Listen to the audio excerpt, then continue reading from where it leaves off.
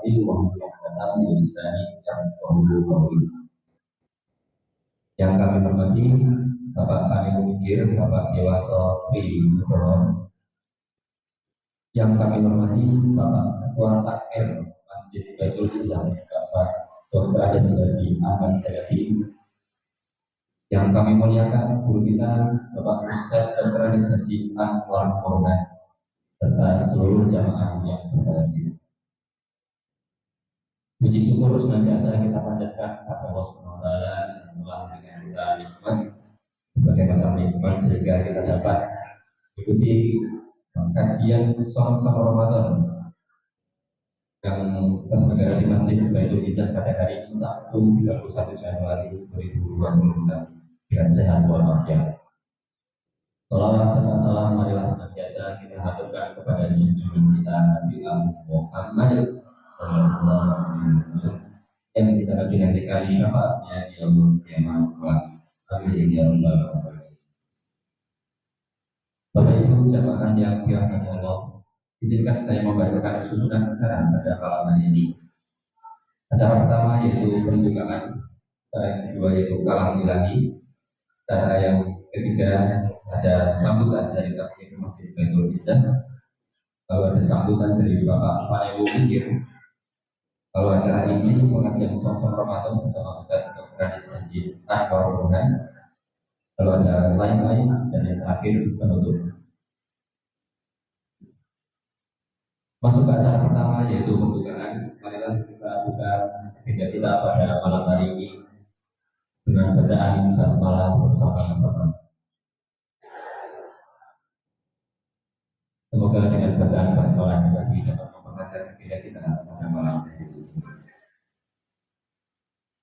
Acara berikutnya yaitu kalam ilahi, pembacaan ayat suci yang akan dilakukan oleh Mas Ahmad Wahyudi pada Mas Ahmad kami tersebut.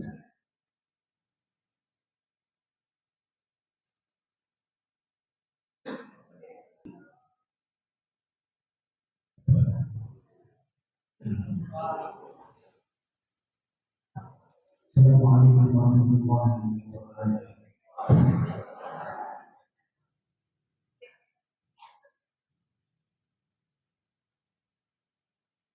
أعوذ بالله من الشيطان الرجيم بسم الله الرحمن الرحيم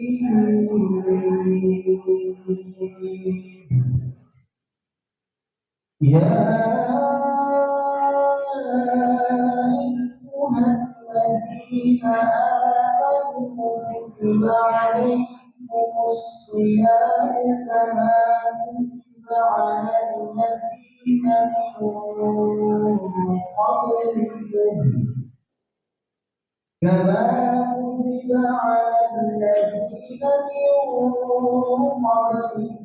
لعلكم تتقون أياما معدودات فمن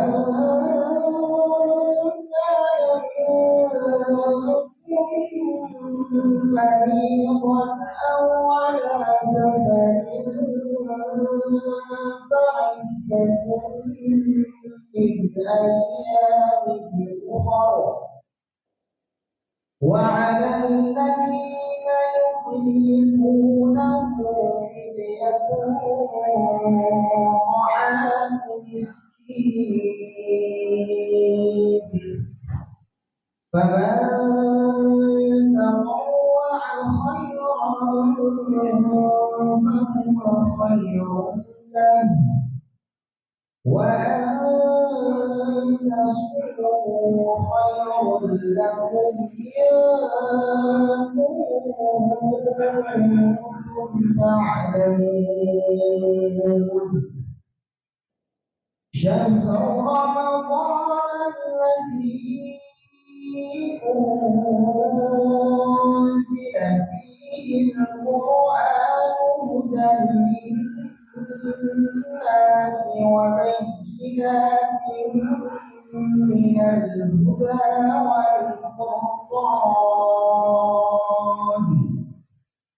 فمن شهد منكم الشهر فليصم ومن كان مريضا أو على سفر فعدة من أيام أخر يريد الله بكم اليسر ولا يريد بكم العسر ولتكملوا العدة ولتكبروا الله على ما هداكم ولعلكم تشكرون وإذا سألك عبادي عني فإني قريب أجيب دعوة الداع إذا دعان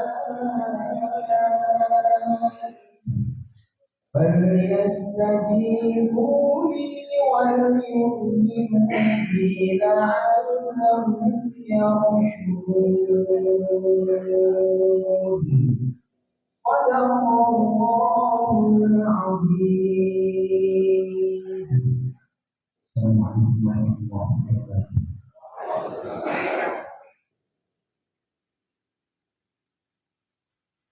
Semoga mendengar dan kita semua yang mendengarkan mendapatkan limpahan pahala yang banyak dari Allah Subhanahu wa Ta'ala.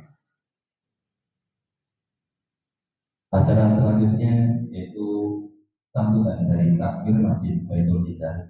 Kami hormati Bapak Dr. Andes Haji Ahmad Zanandi, Magister Studi Islam. Kami persilakan.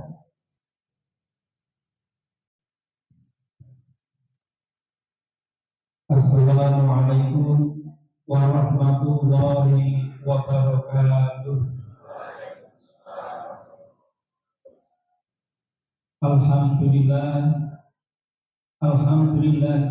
arsala rasulahu bil huda wa dinil haqq liyudhhirahu 'ala dini kullihi wa kafa billahi shahida.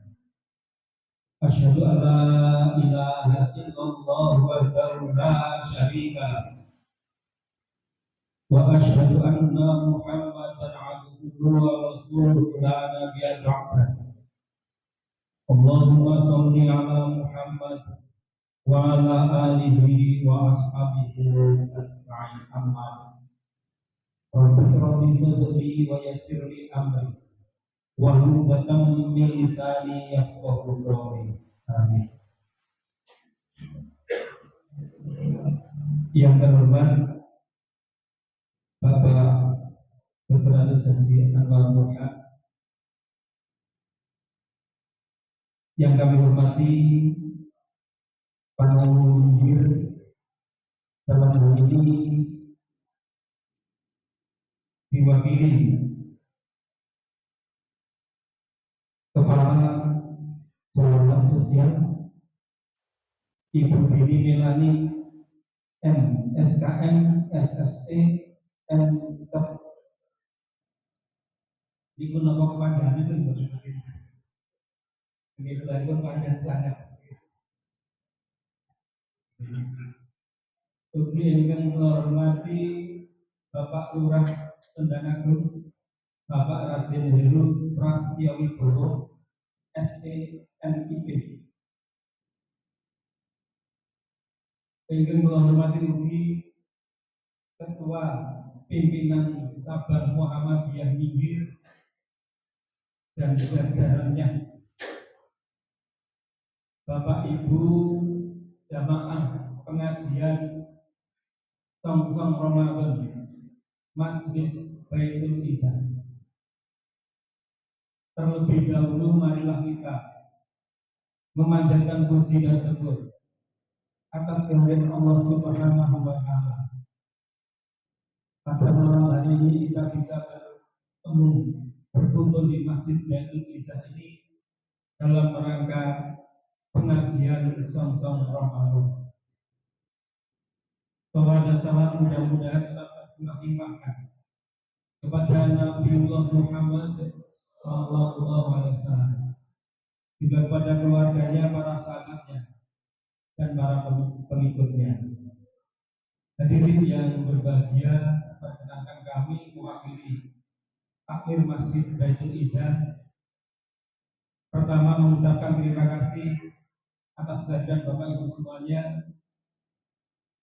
yang telah meluangkan waktu dan dengan niat tulus ikhlas dalam rangka thalabul ilmi, mempersiapkan diri dalam menghadapi bulan Ramadan tahun 1447 Hijriah. Mudah-mudahan Allah berikan kekuatan, taufik, hidayah dan inayah kepada kita semua sehingga di bulan Ramadan besok kita bisa menunaikan ibadah dengan sebaik-baiknya. Selanjutnya kami mohon maaf kepada Bapak Ibu semuanya, barangkali kami dalam mempersiapkan terselenggaranya pengajian ini banyak kekurangan dan juga kekeliruan. Atas nama takmir masjid mohon maaf yang sebesar-besarnya. Dan mari kita ikuti dengan seksama tausiah yang akan disampaikan oleh Bapak Dr. Andes Haji Anwar Burhan. Mudah-mudahan Allah berikan hati dan pikiran kita sehingga mudah untuk menerima ilmu yang diberikan oleh Bapak Haji Dr. Haji Anwar Burhan. Demikian yang bisa kami sampaikan. Ada kekurangan dan kesalahannya, mohon maaf yang sebesar-besarnya. Waktu kami kembalikan kepada pembawa acara. Akhirnya, wabillahi taufiq wal hidayah.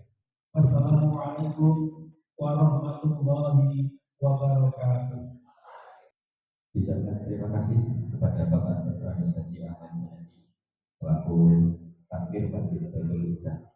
Kami akan disampaikan dalam malam. Hadirin yang dimuliakan Allah, selanjutnya adalah sambutan dari Bapak Mahyudin yang dalam kesempatan hari ini diwakili oleh Ibu Didi Merah, Magister Sains Kesehatan Masyarakat, Sarjana Sains Terapan, Magister Kebidanan. Kepada beliau kami persilakan.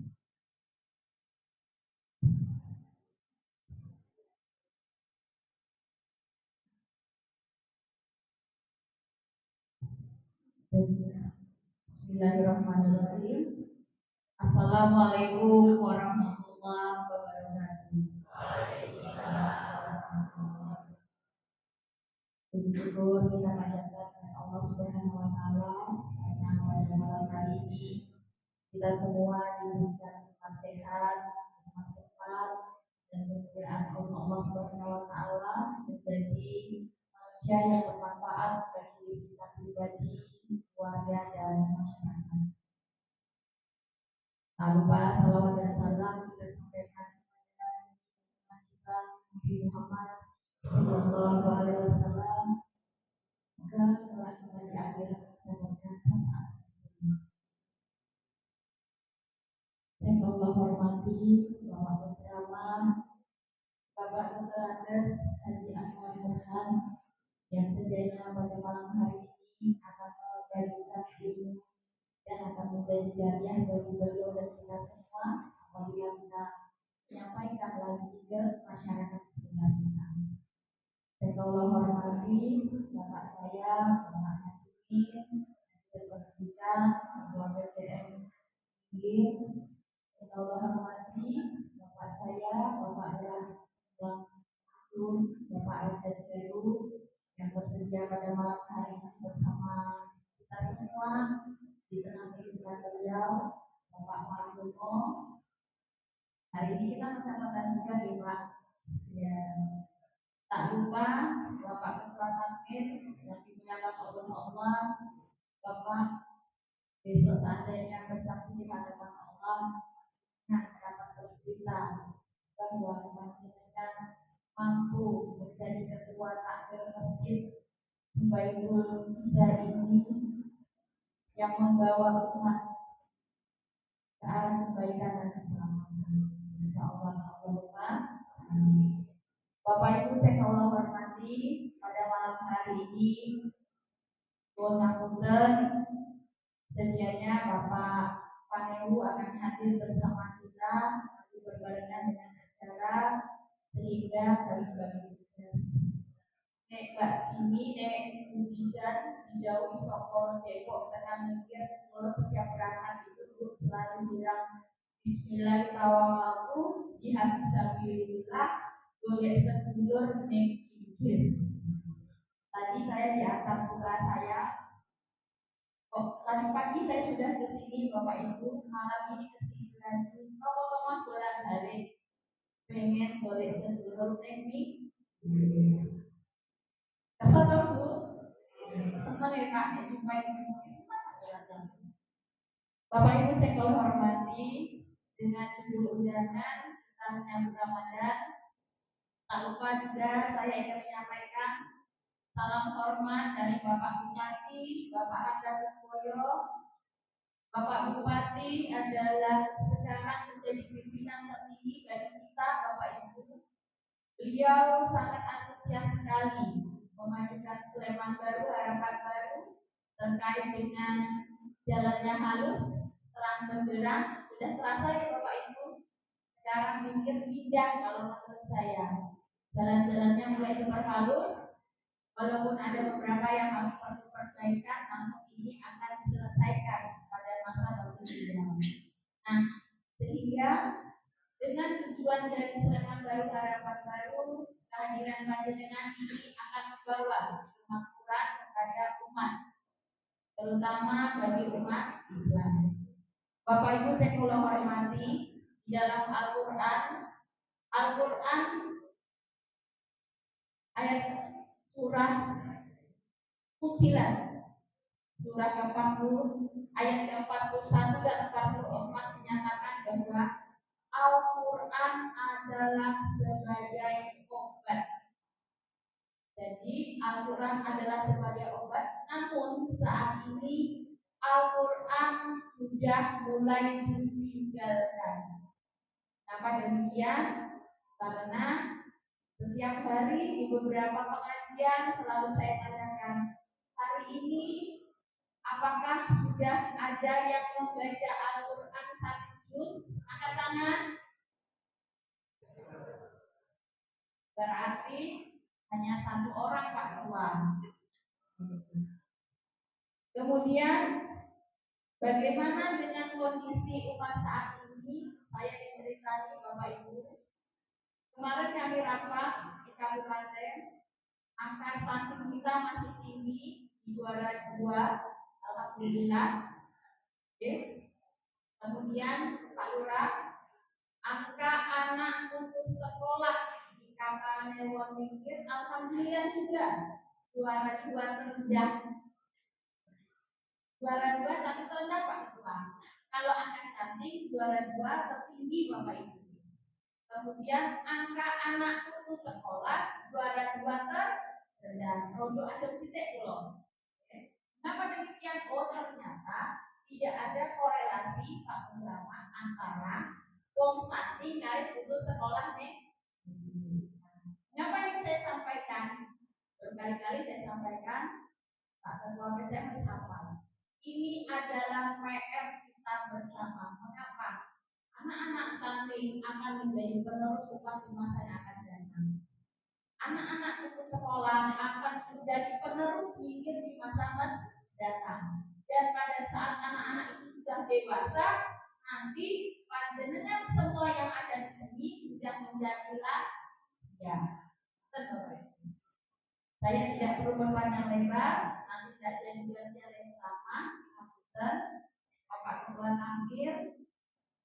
Semoga nanti pertemuan ini dapat membawa keberkahan dan manfaat bagi kita semua, dan Bapak penceramah dapat membangkitkan semangat umat untuk menyambut Ramadan, bulan yang penuh berkah bagi umat Islam. Wabillahi taufiq wal hidayah. Assalamualaikum warahmatullahi wabarakatuh. Bapak Ibu, mohon izin, saya ada membawa 2 Al-Quran yang selalu saya bawa pada setiap pertemuan. Yang satu nanti saya titipkan untuk ibu yang tadi sudah membaca satu juz, oke. Dan yang satu lagi akan saya berikan, saya titipkan lewat akhir bagi bapak-bapak yang sudah juga membaca satu juz hari. Terima kasih. Wabillahi hidayah. Assalamualaikum warahmatullahi wabarakatuh. Dan terima kasih kepada Ibu Dini Melani yang telah menyampaikan sambutan dari Pak Ibu gitu dari dia pertemuan ini.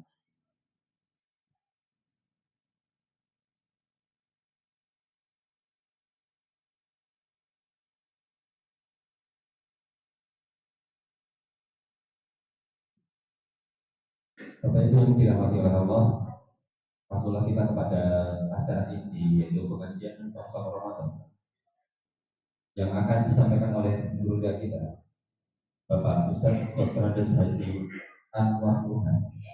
Kepada beliau, waktu berdepan kami persilakan. Assalamualaikum warahmatullahi wabarakatuh. Innal hamdalillah wasyukra lillah. Nahmaduhu wasta'inuhu wastaghfiruh. Wa na'udzu billahi min syururi anfusina wa min sayyiati a'malina. May yahdihillahu mudilla lahu wa may yudlil fala hadiya lahu.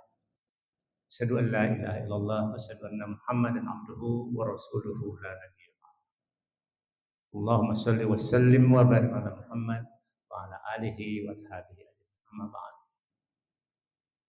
Ibu-ibu dan bapak-bapak, saya ingin menyebut terlebih dulu pada pengurus Muhammadiyah daerah cabang Banting, lurah yang saya hormati, kawan saya untuk sekolah dulu Pak Margono, ibu dan bapak, dan wabil khusus takmir masjid Baitul Izzah.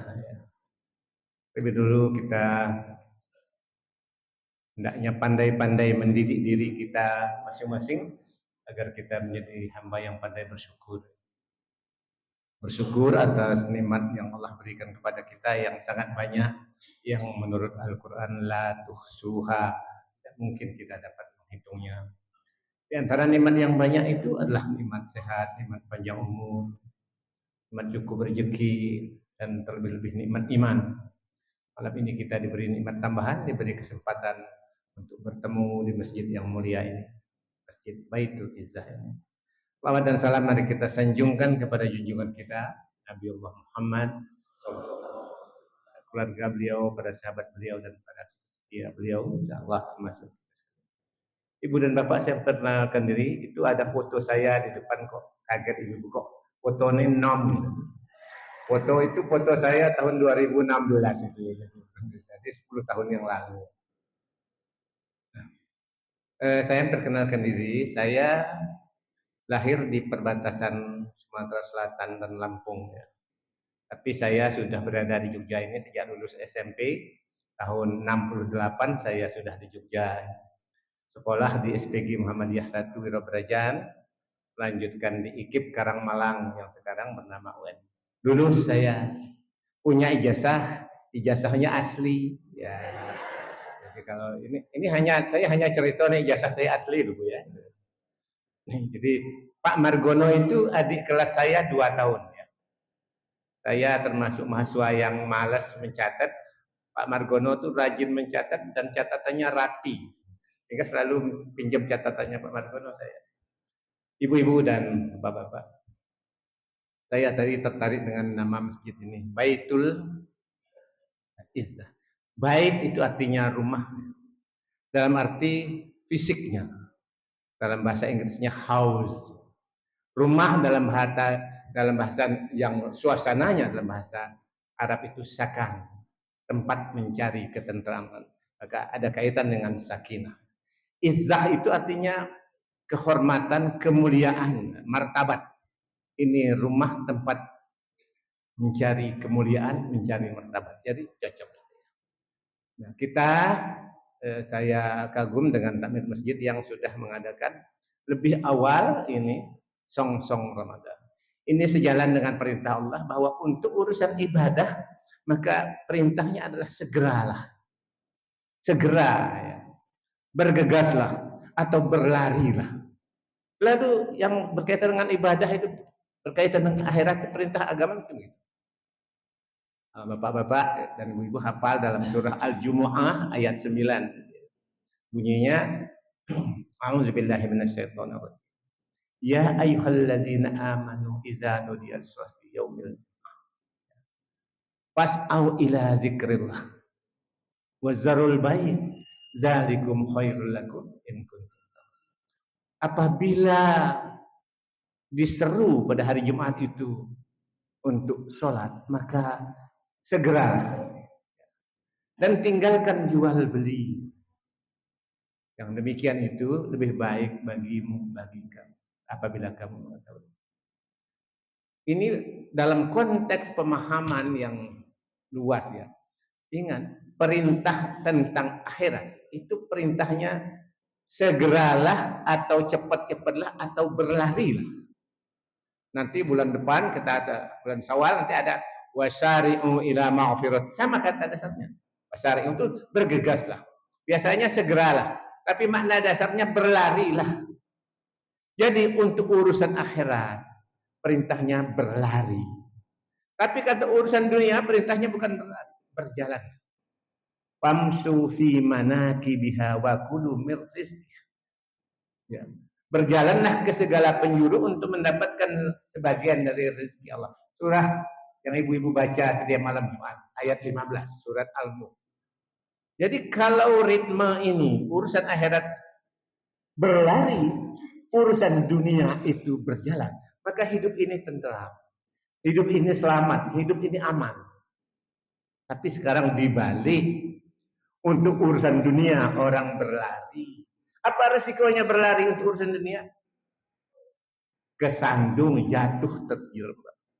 Sekarang banyak orang jatuh terjerembab. Dalam 2 hari ini saja kita membaca ada 5 bupati wali kota jatuh terjerembab kena OTT. Itu karena mereka mengejar dunia. Seharusnya dunia itu tidak dikejar, berjalan. Maka benar kalau malam ini kita bersegera berlari menyongsong bulan. Tadi Mas yang membaca Al-Quran tadi sudah membaca surah Al-Baqarah 183 186. Sebetulnya kaitan dengan perintah sholat bulan Ramadan 186 sampai 187. Tapi kalau 187 itu memang jarang dibicarakan karena sensitif. Itu menyangkut hubungan suami istri pada bulan Ramadan. Maka jarang dibicarakan gitu ya. Tapi menurut saya kalau pendengar-pendengar orang dewasa itu perlu. Karena banyak orang yang salah paham. Orang hubungan suami istri tidak tahu. Lalu sebelum sahur keramas. Tidak harus. Boleh saja keramasnya itu sesudah makan sahur. Keramas itu kaitannya dengan sholat, bukan kaitannya dengan puasa. Itu jarang dibicarakan. Jadi misalnya ini, makanya katakan yang sensitif. Mari kita bicarakan yang 183. Tadi dibacakan. Ya ayyuhallazina kutiba alaikumusiyam. Mari kita bicarakan yang pertama. Perintahnya kepada allazina amanu. Terjemahan Al-Quran mengatakan orang-orang yang beriman. Ini terjemahan ini punya makna berbeda dengan misalnya ya ayyuhal mu'minun. Itu juga terjemahannya wahai orang-orang beriman. Tetapi maknanya berbeda.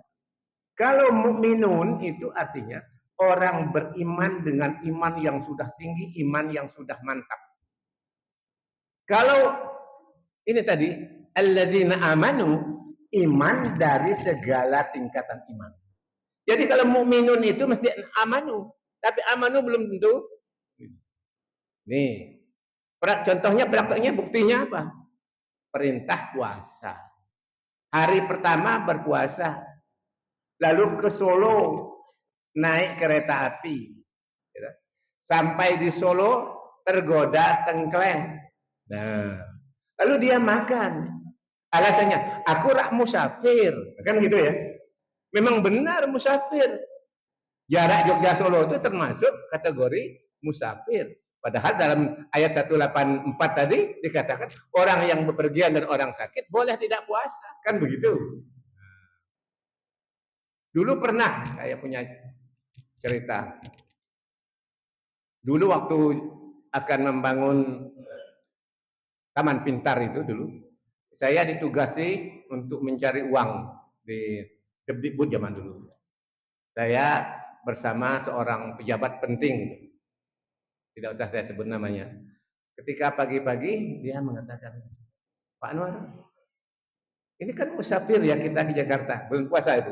Boleh nggak puasa? Monggo, saya bilang. Kalau saya katakan tidak boleh kan Al-Quran membolehkan kok. Tapi bagi saya perjalanan Jogja-Jakarta 55 menit itu bukan perjalanan yang berat. Jadi itu ceritanya. Sebagai contoh, ini berarti kategori imannya yang belum termasuk mukmin, baru amanu beriman. Ada yang kelerak-kelerak flu sedikit, makan dia. Karena Al-Quran mengatakan barang siapa sakit. Al-Quran tidak menyebut sakit yang bagaimana. Itu bergantung tafsiran orang per orang. Kalau tafsiran orang yang imannya lemah, batuk-batuk sedikit seperti saya ini ya boleh tidak puasa. Saya ini sudah 2 kali ke dokter ini belum sembuh juga. Ini karena tidak pakai dengan Pak Margono saya tidak sanggup, tapi dah aman. Saya kalau belanja ini dah sanggup masalah. Jadi begitu ya. Ya ayyuhallazina. Orang-orang beriman itu disebut cirinya. Dalam surah Al-Anfal di awal disebutkan ya. Innamal mu'minuna allazina dzukirullah wajilat qulubuhum. Apabila disebut nama Allah bergetar hatinya. Itu orang yang mukmin. Tapi orang yang baru sekedar beriman belum tentu bergetar hatinya. Nyatanya sering disebut nama Allah tetap juga dia nekat menyelewengkan. Wa idza tuliyat alaihim ayatuhu zadatkum imanan. Apabila diperlihatkan tanda-tanda kebesaran Allah maka bertambah-tambah. Wa ala rabbihim yatawakkalun, dan hanya kepada Tuhan mereka lah mereka berserah diri. Lalu yang syarat kelima, keenam itu adalah orang yang sholat dan orang yang mengeluarkan zakat. Kita bicarakan. Kutiba alaikumusiyam. Kutiba itu diwajibkan. Mengapa istilahnya diwajibkan? Mengapa tidak kami wajibkan? Sebab yang mewajibkan itu Allah. Ada 2 tafsir ya. Saya baca beberapa tafsir. Tafsir pertama ini ciri khas bahasa Al-Quran untuk menunjukkan bahwa di belakang kata kutiba atau diwajibkan itu pasti sesuatu yang berat. Ya ayyuhallazina amanu kutiba alaikumul qital. Wahai orang-orang yang beriman diwajibkan kamu berperang. Berperang itu berat berarti. Ini kutiba alaikumusiyam. Diwajibkan kamu berpuasa, berarti puasa itu berat. Itu tafsiran pertama. Tafsiran kedua begini. Menunjukkan betapa pentingnya berpuasa. Dulu orang di zaman kuno, ya, belum mengenal agama pun orang sudah berpuasa. Raja-raja zaman dulu memerintahkan berpuasa. Karena paham pentingnya puasa untuk kesehatan dan untuk kesehatan spiritual. Jadi, seandainya tidak ada yang menyuruh, tidak ada yang mewajibkan untuk berpuasa, maka orang yang sadar tentang manfaat puasa, maka dirinya sendirilah yang akan mewajibkan dirinya untuk berpuasa. Maka diwajibkan. Ini kita sudah jelas yang mewajibkan itu adalah Allah Subhanahu wa Ta'ala. Jadi kita diwajibkan puasa. Nah sekarang puasa itu ujungnya nanti kan pada la'allakum, mudah-mudahan. Dari 183 itu ada la'alla. 185 tadi ada la'allakum tashkurun kan? Nanti 186 la'alla lagi. La'allahum yarshudun. Mudah-mudahan mereka memperoleh kebenaran. Jadi 3 ini yang kita akan peroleh. Ibu dan bapak yang insyaallah dirahmati Allah. Setiap perintah yang diawali oleh ya ayyuhallazina amanu, pasti ini perintah tentang berita gembira. Karena di dunia ini berita itu ada 2. Berita gembira, berita ada yang satu tidak gembira disebut dalam peringatan. Wa ma nursilul mursalina illa mubasyširin wa mundzirin. Dan kami tidak mengutus para rasul kecuali untuk menyampaikan berita gembira dan peringatan. Berita gembira itu ada yang sebutkan contohnya, ada yang tidak disebutkan. Yang disebutkan contohnya begini. Surah Al-Baqarah 185. Wa basyiril ladzina amanu wa amilus sholihati anna lahum jannatin tajri min tahtiha al-anhar. Sampaikanlah kabar gembira kepada orang-orang yang beriman dan beramal soleh bahwa kami menyediakan untuk mereka surga. Jadi berita gembiranya adalah surga. Dalam 183 ini berita gembiranya di mana? La'allakum tattaqun, agar kamu menjadi orang yang bertakwa. Di mana berita gembiranya? Tidak disebut secara langsung, tapi dinyatakan ya, bahwa orang yang paling mulia di sisi Allah dunia dan akhirat adalah orang yang paling bertakwa di antara kamu sekalian. Sebutkan. Jadi menjadi orang mulia itu kan menjadi berita gembira. Berita gembira. Jadi dalam dunia ini selalu ada pasangan. Berita gembira, berita tidak gembira. Hanya namanya kadang-kadang tidak gembira itu peringatan. Memang ibu bapak di dunia ini segala sesuatunya berpasangan. Silahkan baca surah Yasin. Surah Yasin itu surah ke-36 ayat 36. Subhanallazi. Nah, karena Maha suci Allah yang telah menciptakan azwaja, pasangan-pasangan. Kullaha mimma tumbitul ardu wa min anfusihim wa mimma la ya'lamun. Maha suci Allah yang telah menciptakan berpasang-pasangan semuanya. Baik yang ditumbuhkan dari bumi, yang tentang dirimu sendiri dan yang tidak kamu ketahui. Dulu kita waktu sekolah, guru kita mengajarkan lawan dari gemuk itu adalah kurus. Dalam bahasa agama itu bukan lawan, itu pasangan. Pasangan gemuk, kurus. Pasangan panjang, pendek. Kan begitu ya? Pasangan tinggi, rendah. Sebutkan. Malah dalam surah An-Najm itu dirinci pasangan-pasangan. Wa annahu huwa adhaka wa abka. Dan kami telah menjadikan kamu tertawa dan menangis. Pasangannya tertawa dan menangis. Lanjutkan. Dan kami, kata Allah, yang menjadikan kamu laki-laki dan perempuan. Kami yang menjadikan mati dan hidup. Lalu ayat pada 48 ada ayat. Dan kami, kata Allah, yang menjadikan kamu kaya dan miskin. Orang akan menjawab, Al-Quran tidak mengatakan miskin. Wa annahu huwa a'na wa aqna. Dan kami yang menjadikan kamu kaya dan cukup.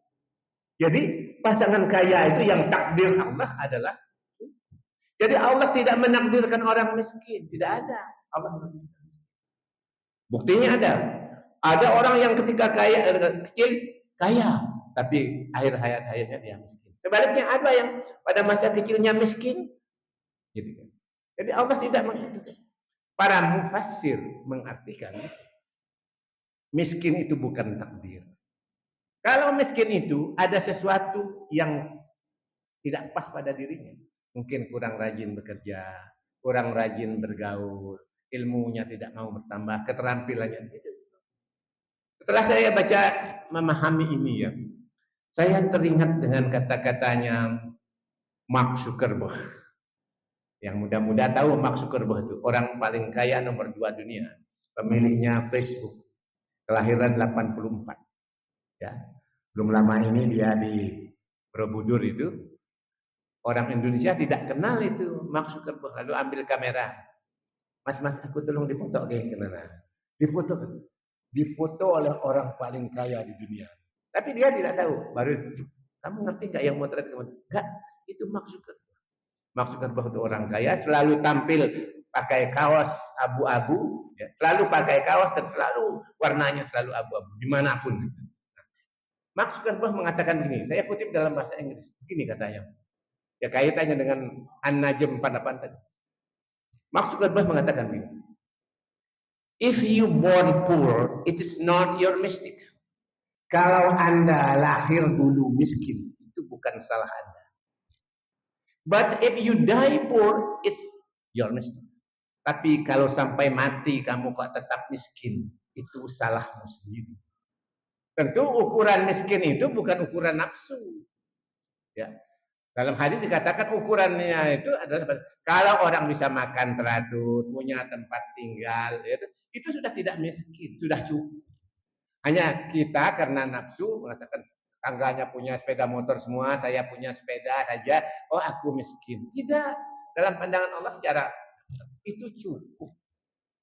Nih, jadi ukurannya pasangannya miskin itu tidak ada. Pasangannya kaya itu cukup. Ibu-ibu dan bapak-bapak, puasa itu apa tujuan kita berpuasa? Kalau tujuan kita berpuasa supaya kita sehat, puasa kita tidak diterima oleh Allah. Walaupun dalam hadis dikatakan berpuasalah kamu supaya kamu sehat, tapi tujuan kita berpuasa bukan supaya sehat. Ada yang saya berpuasa supaya sekaligus badan saya langsing. Itu mudah mengukurnya. Tapi kalau takwa itu tidak bisa kita mengukur. Tidak ada timbangan yang namanya takwa meter. Kalau ada takwa meter, sebelum puasa ditimbang, setelah puasa timbang lagi. Ya. Ini makanya berpuasa itu sesuatu yang nilai religinya dalam. Lalu dilanjutkan lagi tentang puasa itu, ada dokter dari Jepang itu yang meneliti tentang puasa. Dia pemenang Nobel itu tentang betapa hebatnya puasa. Tapi toh kita bukan puasa karena itu. Puasa kita karena kewajiban kita sebagai orang Islam untuk berpuasa. Ibu-ibu dan bapak-bapak, dalam berpuasa nanti kita lama lagi Ramadan ada sholat. Ini selalu berkaitan juga. Sholat itu adalah ibadah akhirat yang juga harus segera kita lakukan. Apabila saya sudah mengutip tadi surah Al-Jumu'ah ayat 9. Sholat itu adalah ibadah yang ditentukan waktu. Kita sudah paham. Oh sekarang zuhur itu 11.55 kan gitu ya. Sampai dengan 13 lebih 16 misalnya. Masjid-masjid. Itu sekarang. Kalau zaman dulu, zaman Nabi belum ada jam. Zaman dulu, zaman Nabi, zuhur itu definisinya sejak matahari tergelincir sampai dengan bayang-bayang suatu benda sama panjang dengan benda itu sendiri. Jadi berakhirnya sholat zuhur kita paham sampai dengan sholat asar. Sholat asar berakhir sampai masuk maghrib, kan gitu. Sholat maghrib berakhir sampai masuk isya. Ada semua batasnya. Sholat maghrib, sholat asar itu mulai dari matahari sama-sama bayang sama panjang badannya sampai matahari tenggelam. Kalau maghrib matahari tenggelam sampai ada warna merah di langit. Sekarang kapan berakhirnya sholat isya? Ada yang mengatakan sholat isya itu ya berakhirnya sampai dengan sholat berikutnya, sholat subuh. Kalau yang berkata demikian silahkan baca hadis riwayat Bukhari dan riwayat Muslim. Sholat isya itu waktunya ila nisfil lail, sampai pertengahan malam. Apa artinya pertengahan malam? Kalau satu malam kita anggap 12 jam, pertengahannya berarti 6. Malam dimulai jam 6, 6 tambah 6, 12. Berarti sholat isya itu sampai jam 12 malam. Keliru orang mengatakan, aku tak sholat isya, aku sisan sholat tahajud. Sholatnya jam 2. Ini perlu dibaca hadisnya. Lebih payah lagi kalau dikira sholat subuh sampai dengan waktu sholat berikutnya. Sholat berikutnya zuhur. Ya. Sholat subuh itu sejak fajar sampai dengan matahari terbit. Matahari terbit itu artinya apa? Bukan kok mataharinya kelihatan. Sampai dengan waktu. Jadi batasnya itu ada. Nah, ini kita pahami dulu tentang sholat. Ya. Jadi fikihnya sholat itu, rinciannya itu banyak yang perlu kita pahami. Khususnya bulan Ramadan ini kita harus memperbanyak segala amalan, termasuk amalan sholat kita secara. Ibu-ibu dan bapak-bapak. Tadi sudah mengatakan segala sesuatunya itu berpasang-pasang. Saya ingin mengutip dalam begini. Kita semua akan mati. Ya. Kita tidak bisa memilih kapan kita mati. Kan begitu ya? Tanggal 13 Oktober hari Rabu. Itu ada siswa SMP Negeri 5 Jogja. Itu meninggal dunia ketika sedang mengikuti pelajaran. Kan belum tua, wong masih SMP. Hari Rabu itu juga tetangga saya sebelah masjid, Pak Dokter juga. Ini tadi ayahnya dokter, dosen fakultas UI, fakultas kedokteran UI. Tetangga saya dokter juga, dokter anestesi yang suka membisu. Istrinya melahirkan pada hari Rabu tanggal 13. Meninggal dunia hari Kamisnya. Jadi urusan meninggal tidak muda, tidak tua, ya kan? Tidak bisa memilih di kapan kita. Kita juga tidak bisa memilih di mana kita mati. Mungkin kita bisa mengatakan, pokoknya saya mau mati di Jogja. Caranya saya tidak mau keluar dari Jogja, mati di Jogja. Belum tentu. Di Mekah itu ada orang yang mengatakan, saya pokoknya mau mati di Mekah. Dilalahnya anaknya kuliah di Madinah. Mendapat kabar anaknya yang di Madinah itu sakit, ditiliki. Sampai di Madinah anaknya yang ditiliki itu sehat, yang menilai ini meninggal. Kan tidak bisa milih. Bukti.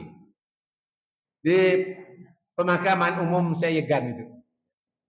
Belum lama ini ada kenalan saya meninggal dunia, kelahiran Bukit Tinggi. Kok dimakamkan di TPU Seyegan? Setelah pemakaman itu saya lihat pemakaman yang lain. 3 meter dari situ ada Bukit Tinggi lagi. Itu bukti bahwa orang tidak bisa memilih di mana. Tetapi kita bisa memilih bagaimana kita. Ibu-ibu kalau bapak-bapak kalau mendengar upacara pemberangkatan jenazah itu biasanya protokolnya mengutip begini, ya. Kullu za'iqatul maut. Kullu nafsin za'iqatul maut. Semua yang bernyawa akan kullu nafsin za'iqatul maut. Za'iqah itu artinya merasakan. Kalau kata-katanya merasakan, ya, merasakan mati, berarti mati itu ada rasanya. Kan begitu? Apa mati? Rasanya mati. Rasanya mati itu ada 2 pasangan.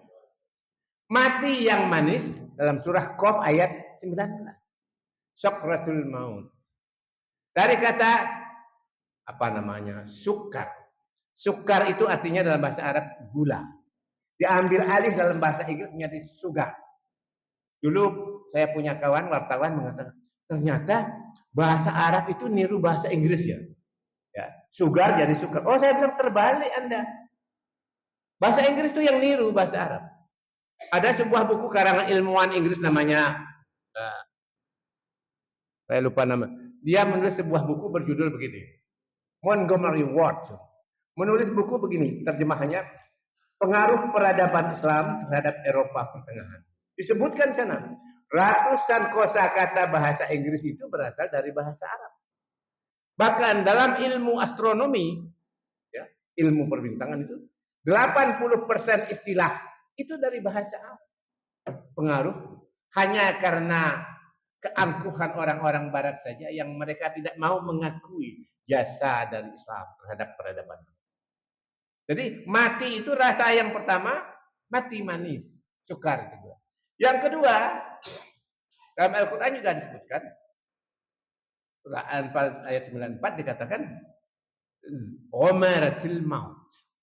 Dari kata murrun, murrun itu pahit. Jadi mati itu ada 2 pilihannya, mati manis, mati pahit. Tentu kita akan milih mati yang manis. Bagaimana caranya? Para ulama mengemukakan cara-cara menyiapkan mati yang manis atau dalam bahasa populernya husnul khotimah. Yang pertama, carilah amalan sunnah yang dijadikan amalan unggulan. Monggo, sekurang-kurangnya 1.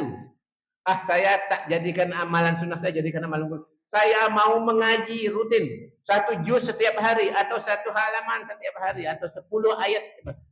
Amalan sunnah yang ada amalan sunnahnya membaca La ilaha illallah. Diulang-ulang. Tidak harus terus-terusan. Diperbanyak. Ini akan saya lakukan sampai. Ada yang saya mau puasa Senin Kamis sepanjang hayat saya. Amalan sunnah. Ada saya berinfak rutin. Raketang 2000 tapi tiap hari. Itu amalan sunnah yang diunggulkan. Ya. Ada yang amalan sunnahnya selalu menggantung wudhu. Begitu batal, wudhu lagi. Ya. Kalau kita kan berwudhu akan sholat, ya kan? Kalau kita ibu-ibu, bapak-bapak, sholat maghrib belum batal, sudah azan isya. Wudhu lagi atau tidak? Tidak ada, Bu. Kalau Nabi berwudhu lagi. Ada hadis yang mengatakan begini. Kalau sekiranya tidak memberatkan umatku, kata Nabi, akan aku wajibkan untuk berwudhu setiap akan sholat. Jadi kalau sholatnya 5 kali, Nabi sholatnya, wudhunya. Maka zaman dulu Pak Kiai-Kiai ya di kampung-kampung dulu, ketika akan sholat pakai sorban kayak gini, itu sebelum takbir dia gosok gigi. Karena perintahnya gosok gigi setiap akan. Tapi Nabi dulu gosok giginya tidak pakai sikat gigi. Karena belum ada sikat gigi. Sikat gigi itu baru diciptakan tahun 1937. Jadi para wali, Pangeran Diponegoro belum pakai sikat gigi itu. Karena 1937 orang baru pakai sikat gigi. Nah, jadi Nabi itu, jadi ada 2 redaksi yang mirip. Aku wajibkan menggosok gigi setiap akan sholat. Nah, pakai siwak atau miswak. Ibu-ibu dan bapak-bapak, belum lama ini WHO, World Health Organization, Badan Kesehatan Dunia, merekomendasikan bahwa menggosok gigi pakai siwak itu lebih bagus. Ditemukan 12 manfaat pakai siwak. Siwak itu dapat memutihkan gigi, dapat membunuh kuman, dapat menghilangkan plak, dan lain-lain. Tapi repot juga kita kalau mau cari siwak. Ya harus di Mekah atau Madinah kita nemukan. Jadi intinya begitu. Mohon maaf Ibu, Bapak saya minum dulu. Itu tentang sholat, itu harus kita perdalam juga dalam bulan Ramadan. Kita alhamdulillah kita sudah sholat. Tapi kita sholat kita kebanyakan karena turun-temurun. Kita jarang memperbaharui pengetahuan kita fikih tentang sholat. Ternyata kalau kita berdoa, hadis-hadis sahih mengatakan orang sholat itu kan mulai dari Allahu Akbar. Takbiratul ihram. Takbir itu artinya mengucapkan Allahu Akbar. Ihram itu artinya mengharam. Batasnya halal dan haram adalah ketika takbir. Sebelum takbir kita boleh ngemut permen. Tapi kalau sudah takbir haram, harus dilepeh gitu ya. Takbir Allahu Akbar. Mengangkat kedua belah tangan. Mengangkat kedua belah tangan itu ada 2, hadisnya sahih semua. Setinggi telinga, ada yang setinggi bahu. Jadi kalau ada yang berbeda dengan kita, tidak usah hengkel-hengkelan, itu semua dasarnya. Orang mengangkat tangan pada waktu sholat itu ada pada 4 peristiwa. Takbiratul ihram, lalu setelah membaca surah akan ruku, qul huwallahu ahad, Allahus samad, lam yalid wa lam yulad wa lam yakul lahu kufuwan ahad. Allahu akbar. 2. Lalu i'tidal. Sami Allahu liman hamidah. 3. Yang keempat, bangun dari tahiyat pertama. Salat maghrib, tahiyat Allah. Pada 4 peristiwa itu kita mengangkat tangan. Lalu kita sholat, pandangan harus ke tempat sujud. Tidak boleh pelirak-peliri. Misalnya lihat gambar-gambar, lihat bapak di depannya pakai sarung anyar, sarungnya cap gajah duduk. Kok lucu ya coba. Karena lucu, diterus-teruskan dalam batin, tertawa dia. Tertawa dalam sholat itu membatalkan sholat. Tetapi tidak membatalkan wudhu. Fikihnya mengatakan, menjelaskan, apa yang disebut tertawa? Dinyatakan tertawa apabila dari mulutnya keluar lebih dari 2 bunyi huruf.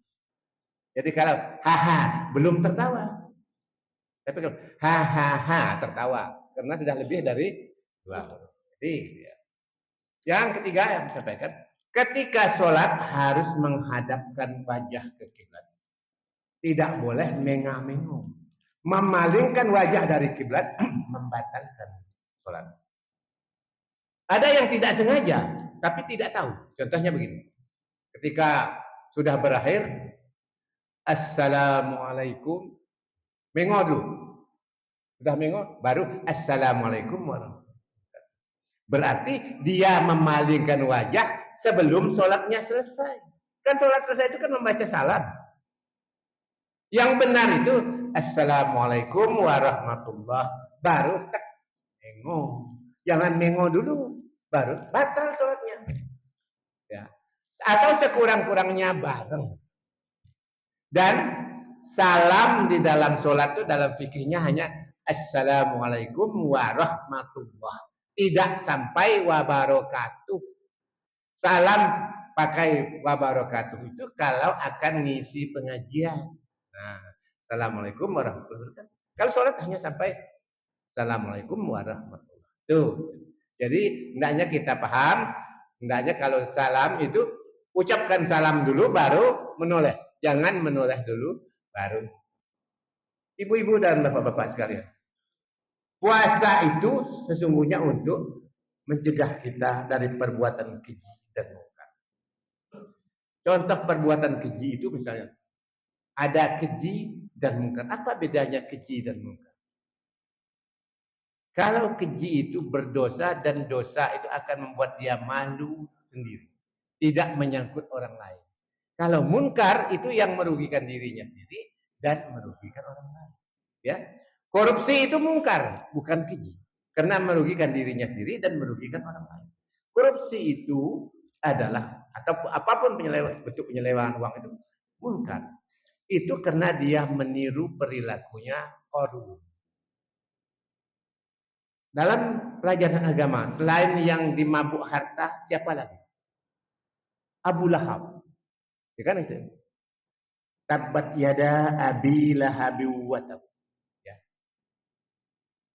Telah binasa dan Abu Lahab dan benar-benar telah binasa.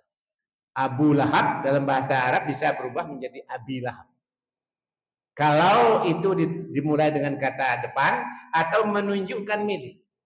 Telah binasa kedua tangan. Tangan milik siapa? Abu Lahab. Makanya Abi Lahab. Atau didahului kata depan. Maka kita sering membaca ada Rabbal Alamin, ada Rabbul Alamin, ada Rabbil Alamin. Kan itu dalam bahasa Arab itu seperti itu. Berbeda cara pemakaian. Nama orang juga begitu. Misalnya Abu Lahab kalau dipanggil dengan ya wahai, bukan Abu Lahab. Wahai Abu Lahab, bahasa Arabnya ya Aba Lahab. Bentuknya fathah kalau pakai ya. Jadi perubahannya gimana? Nah, maka apa namanya Abu Lahab itu tabbat yada Abi Lahab. Ma'ana anhu maluhu wa man. Tidak ada gunanya bagi dia harta dan apapun yang dia usaha. Ini karena Abu Lahab adalah orang yang dimabuk harta. Nah, kalau Korun juga gitu. Korun itu adalah menteri keuangannya Fir'aun. Korun itu bukan nama sebenarnya.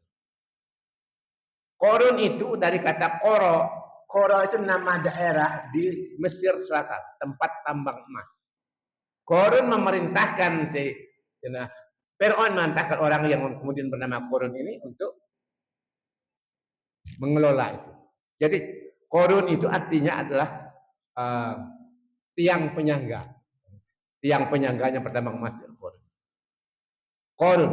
Jadi orang yang mengelola harta melala emas di daerah Koro di Mesir Selatan. Dia itu masih sepupunya Nabi Musa. Tapi karena gelimang harta dia meninggalkan agama dan mengejar dunia. Abu Lahab juga bukan nama sebenarnya.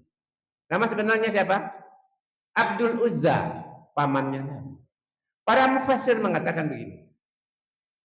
Kalau Al-Quran menyebut nama dan nama itu bukan nama sebenarnya, maka peristiwanya tidak hanya terjadi di masa lalu, tapi bisa terjadi di masa lalu, di masa sekarang, dan di masa yang akan datang. Abu Lahab orang yang dimabuk harta, berarti orang yang dimabuk harta itu ada pada masa lalu, ada masa sekarang, ada yang masa depan. Boleh terjadi di Arab sana, boleh terjadi di Amerika, boleh terjadi di pinggir sini, orang yang perilaku seperti itu. Maka kita ini ajaran ini yang puasa itu juga kaitan dengan sholat itu juga mencegah pada namanya puasa dan jadi begitu kayanya begini. Saya kemarin menghitung ketika perang Badar itu Abu Lahab itu nyumbang kalau dirupiahkan kira-kira 60 miliaran rupiah. Berarti dia kaya. Dia memantau perang Badar dari Mekah, dia tidak ikut. Karena dia yakin pasukan Quraisy akan menang. Wong 1000 orang. Pasukannya Nabi 333. Pasukan Quraisy itu dengan persenjataan lengkap. Pasukannya Nabi dengan senjata seadanya, bahkan kendaraan seadanya. Ada yang naik kuda Chenglu karena tidak ada kendaraan, tapi kemenangan. Mengetahui pasukannya kalah, maka Abu Lahab shock. Lalu sakit. Sakitnya kena, kalau dulu namanya sakit cacar. Sekarang nggak ada lagi sakit cacar. Sakit cacar itu menular. Mendengar kabar Abu Lahab sakit cacar, tidak ada yang mau menjenguk karena takut ketularan. Lama-lama mati. Ketika mati tidak ada yang mau memakamkan karena masih takut ketularan. Tapi begitu bau busuk, wah ini harus dimakamkan. Ada orang 1-2 yang ngambil lalu melepaskan daun pintu untuk tandunya Abu Lahab, dipikul. Karena di Arab itu susah cari menggali tanah, tanahnya tidak ada, sana batuan semua. Maka dipikul naik bukit si Abu Lahab, cari tempat-tempat yang legok itu. Nah, tanah. Begitu nemu tanah legok, ini mayatnya Abu Lahab digelimpang. Entah pengkurep atau melumah atau miring, tidak urusan. Lalu tokoh masyarakat halo-halo woro-woro sama penduduk. Ayo kita rame-rame memakamkan Abu Lahab. Caranya mungkin cara sekarang dari rumah masing-masing bawa 2 ember kerikil. Nah, lalu dibalang dari jauh. Ini simbol orang jahat itu sejak di dunia saja dia sudah menderita. Dilempar orang dengan batu, dia sudah mati. Istrinya itu siapa namanya? Ummu Jamil. Ummu itu artinya induk. Jamil itu cantik. Makanya Ahmad Dhani itu kawinnya sama Mulan Jamilah. Mulan Jamilah itu kan Jamil, cantik. Induk dari segala kecantikan. Saya membayangkan kalau istrinya Abu Lahab itu sekarang ikut kontes kecantikan. Wah, itu mesti menang itu. Yang paling cantik. Dia bersekongkol dengan, maka fi jidha hablum min masad, kan ujungnya begitu. Bayangkan ibu-ibu. Ummu Jamil itu kaya raya. Ya kan? Cantik. Kira-kira yang dipakai di lehernya itu apa? Kalung emas, intan berlian. Tapi tidak. Fi jidha hablum min masad. Jid itu, fi itu pada. Jid itu artinya leher. Tapi makna konotasinya leher yang jenjang, leher yang panjang. Jadi di lehernya si Ummu Jamil dipasangkan apa namanya? Sabut yang dipintal. Kayak tali kebu itu loh, yang terbuat dari apa itu? Bambu atau ya apa rotan itu ya, ada ya Bu ya. Zaman dulu. Bayangkan ibu-ibu, kalau ibu-ibu punya tetangga kaya, cantik, lewat di depan rumahnya ibu, kok pakai kalungan goni? Kira-kira orang waras apa tidak? Orang tidak waras. Itulah cara Al-Quran menyindir orang yang tidak waras. Dia hendak menyatakan Ummu Jamil itu cantik, kaya, tapi tidak waras. Nah, ini yang hendak kita sadari, bahwa contoh-contoh yang disebutkan itu adalah contoh yang hendaknya kita waspadai, bahwa tidak hanya terjadi di masa lalu dan bisa terjadi masa sekarang. Kembali kepada surah Al-Baqarah tadi, puasa itu sudah ditentukan waktunya, yaitu pada bulan Ramadan. Kita insya Allah tanggal 17 Februari malamnya sudah sholat tarawih.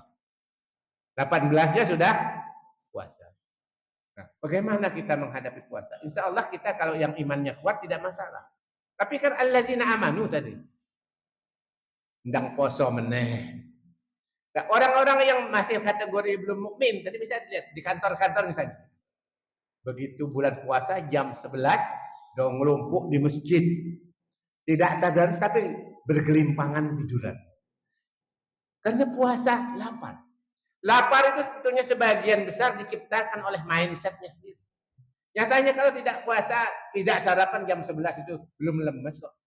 Tetapi kalau puasa, jam 11 itu harus lemes. Harus ketok lemes, harus ketok ngantuan. Kan gitu. Itu sebetulnya mindset. Perang Badar itu ibu-ibu, bapak-bapak. Itu terjadi pada bulan puasa. Fathu Makkah. Ketika perjalanan puluhan ribu rombongan Nabi dari Madinah ke Makkah itu bulan puasa. Mereka sahur dengan di dalam kemah-kemah perjalanan berpuasa. Nah kita cuma kerja di kantor misalnya, kantornya ber-AC kok lemes jam 11. Itu karena sudah ada mindsetnya. Aku ke poso, kudu lemes. Tidak apa-apa ya. Jadi puasa ya sudah ditentukan waktunya. Dan menentukan waktunya zaman sekarang sudah mudah. Sekarang kita tidak perlu, bahkan tidak perlu lihat jam. Tunggu saja azan tunggu azan. Kadang jamnya itu nggak cocok jamnya. Kalau ada jamnya, seharusnya puasanya itu misalnya berbukanya 6 lebih 5 menit. Kok azannya jam 6 sudah berkumandang? Pasti do niru azan, bukan niru jam. Karena kita sudah percaya dengan yang azan. Jadi puasa itu ibu-ibu dan bapak-bapak, tujuan akhirnya adalah agar kita bertakwa. Bertakwa itu agar kita menjadi umat yang mulia. Mulia di dunia dan mulia. Lalu pertanyaannya, apa definisi takwa? Ada 3. Yang biasa diucapkan oleh khatib di sholat Jumat biasanya surah Ali Imran 102. Terjemahannya itu ya, yang biasa menjalani semua perintah-perintah Allah dan menjauhi semua larangan. Jadi tekanannya pada semua, tidak usah dipilih. Yang pertama. Yang kedua, takwa itu artinya berhati-hati. Ini terjadi dalam hadis pertanyaan dari Abu Bakar kepada Ubay bin Ka'ab. Ubay bin Ka'ab itu jangan keliru dengan Ubay bin Khalaf ya. Kalau Ubay bin Khalaf itu adalah tokoh munafik yang diabadikan dalam surah Rum ya, ayat Ulibatir Rum itu. Nah, kalau Ubay bin Ka'ab itu adalah sahabat. Umar bin Khattab bertanya, Ubay, apa artinya takwa? Ditanya. Ubay menjawab, pernahkah kamu berjalan di tempat yang banyak durinya? Pertanyaan juga. Pernah. Apa yang kamu lakukan? Saya melangkah dengan hati-hati.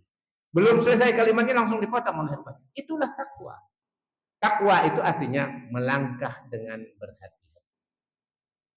Mau cari uang, hati-hati. Mau menggunakan uang, hati-hati.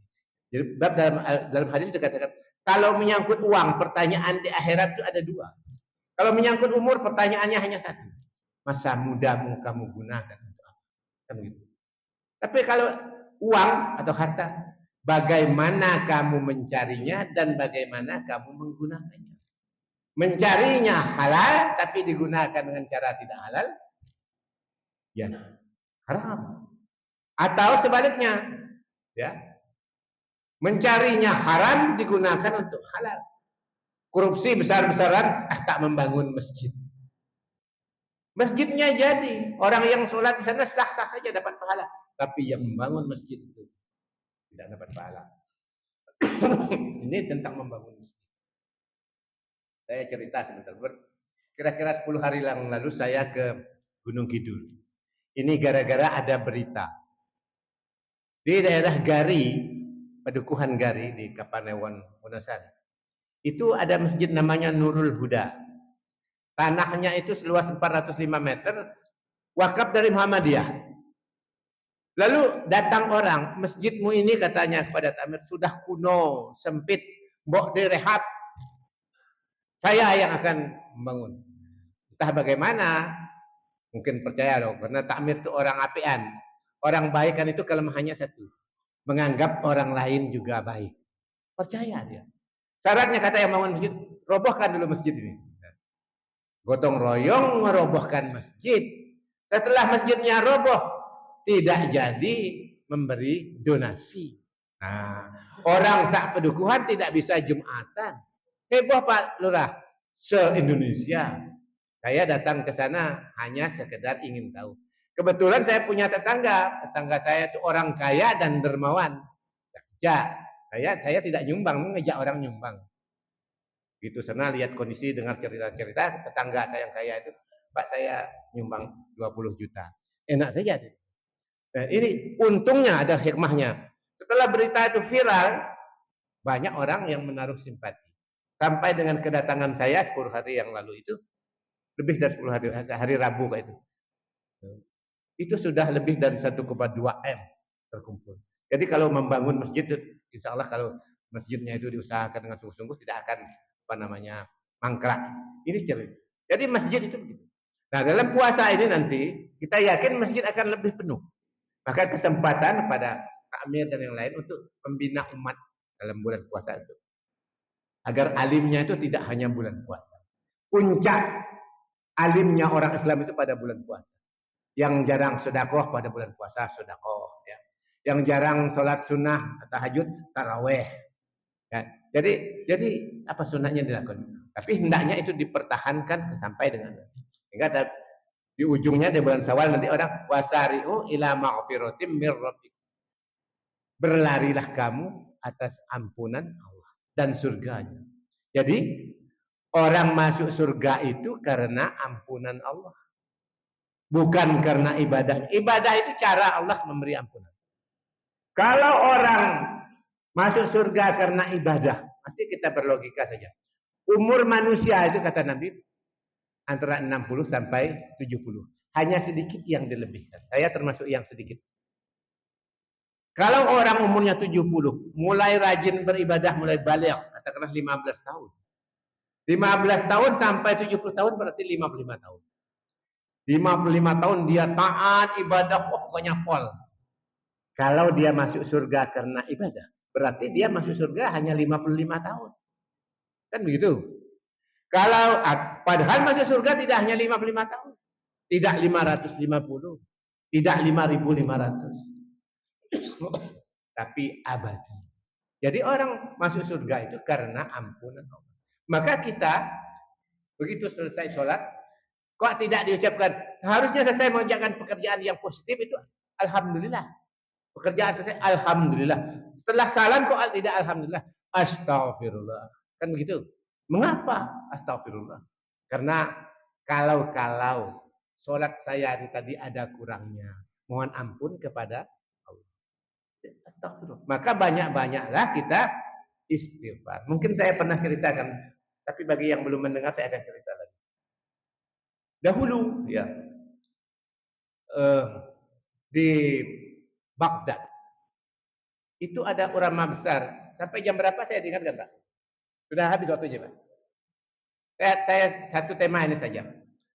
Ada namanya Imam Hambali. Tulisannya Arabnya Hanbali, tapi dibaca Hambali. Tinggal di Baghdad, suatu ketika ada yang mendorong hatinya ingin pergi ke Basrah. Jaraknya 140 km naik kuda. Sampai di Basrah itu menjelang sholat Isya. Dia ikut jamaah sholat Isya. Setelah sholat Isya selesai, dia lendetan di tembok. Oleh takmir masjidnya didekati. Ayo keluar. Dalam masjid tidak boleh lendet-lendetan. Wah, takmiri rada galak. Manut dia tidak memperkenalkan siapa dirinya. Orang ulama sungguhan itu rendah hati. Dia tidak mengatakan, kamu belum mengerti bu saya ini imam besar. Tidak. Orang dulu kan tidak kenal, uang tidak ada TV, tidak ada HP, belum kenal wajah, hanya kenal nama.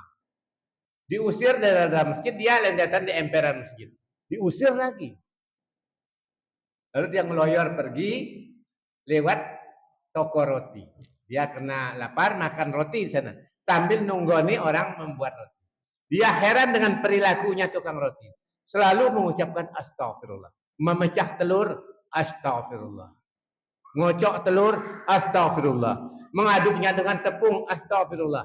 Menggorengnya, mengentaskannya, memotong-motongnya.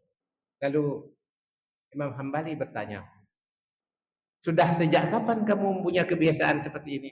Sudah sejak lama Pak. Lalu apa yang kamu dapatkan? Dia mengatakan, semua keinginan saya sudah dikabulkan. Hampir semua keinginan saya sudah dikabulkan oleh Allah. Hanya satu keinginan saya yang belum dikabulkan. Apa itu?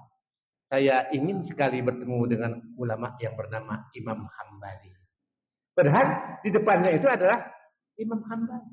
Itulah orang yang mendapat ampunan dari Allah. Yang dia inginkan tidak usah dia cari, tapi datang sendiri. Oleh karena itu mari kita banyak-banyak beristighfar.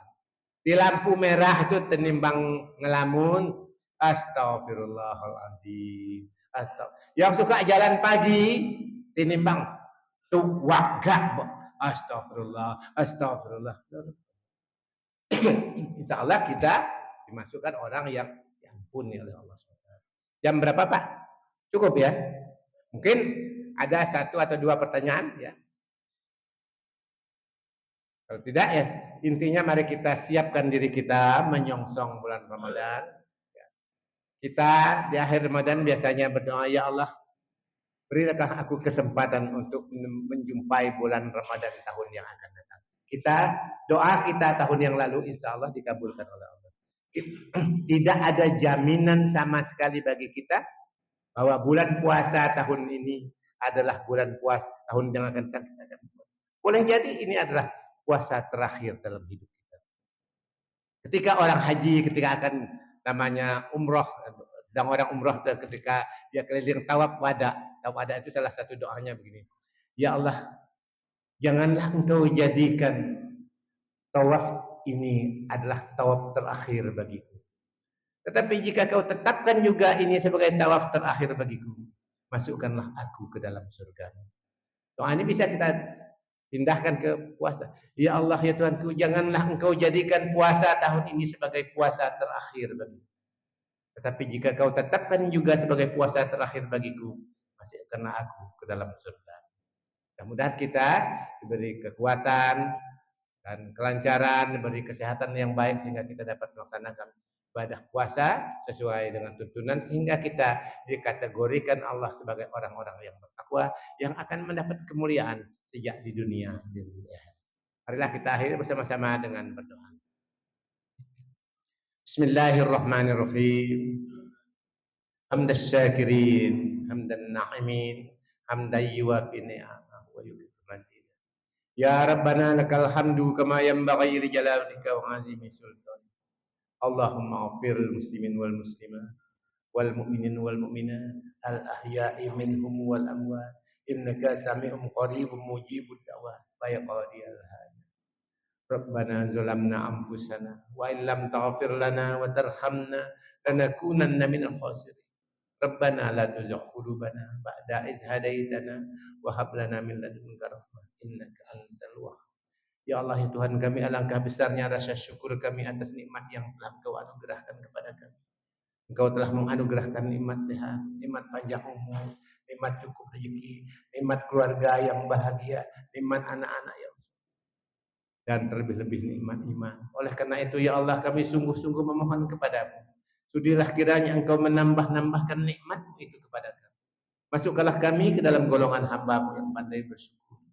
Ya Allah ya Tuhan kami, jadikanlah keluarga kami keluarga yang sakinah, mawaddah, warahmah. Jadikanlah keturunan kami keturunan yang soleh dan soleha. Cukupkanlah rezeki kami rezeki dari-Mu, rezeki yang halal, thayyibah dan barokah. Dan jika tiba saatnya nanti, panggillah kami dalam keadaan husnul khatimah. Rabbana atina fid dunya hasanah wa fil akhirati hasanah wa qina azabannar. Subhana rabbika rabbil izzati amma yasifun. Wassalamun alal mursalin walhamdulillahi rabbil alamin. Mohon maaf atas segala kekurangan dan terima kasih perhatian. Billahi taufiq wal hidayah. Assalamualaikum warahmatullahi wabarakatuh. Kepada Ustaz Anwar Murhan atas ilmu dan nasihatnya. Semoga apa-apa yang beliau sampaikan dapat menjadi ilmu yang dapat bisa kita semua terapkan dan menjadikan kehidupan kita makin berkah, makin barokah. Masuk ke acara selanjutnya yaitu dari beberapa info. Informasi yang pertama yaitu diinfokan kepada seluruh jamaah.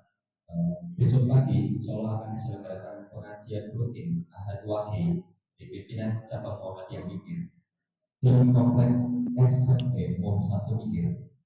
Ya, SMP di Bogor. Waktunya pukul 5.45 pagi sampai selesai. Insya Allah diisi oleh Ustaz Agus Budiantoro SIP MA dari Bandung.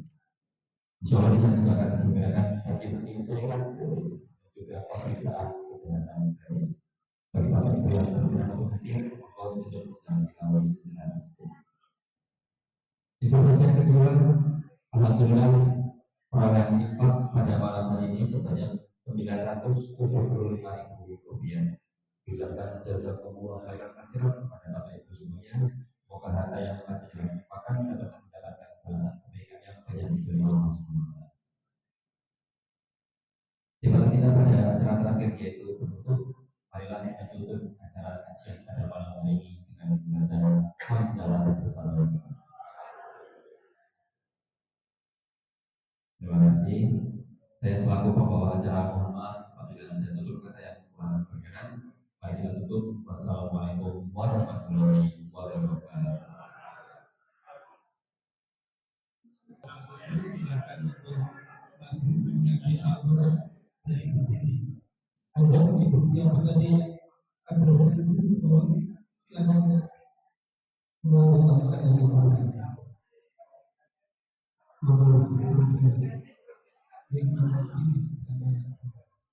Thank you.